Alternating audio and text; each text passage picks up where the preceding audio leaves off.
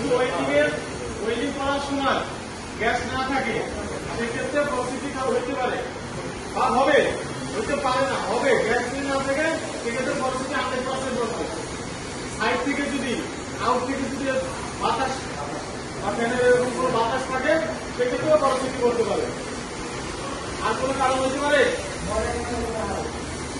যে কোনো ওয়েল্ডিং করার সময় যদি ময়লা থাকে, মরিচা থাকে, তৈলাক্ত জিনিস থাকে বা ধরেন পানি থাকলো, এরকম কিছু জিনিসের কারণেও পরিস্থিতি হবে, হইতে পারে। তাই আমরা কাজ করার সময় যে কোনো বিট টানার সময় দেখে নিব যে মেটালে কাজ করবো, যে মেটালে কাজ করবো মেটালটা পরিষ্কার আছে কিনা, কাজের যথাযথ উপযোগী আছে কিনা। যথাযথ উপযোগী করার জন্য যা করা লাগে তাই করতে হবে। গ্যান্ডিং করা লাগলে গ্যান্ডিং করতে হবে।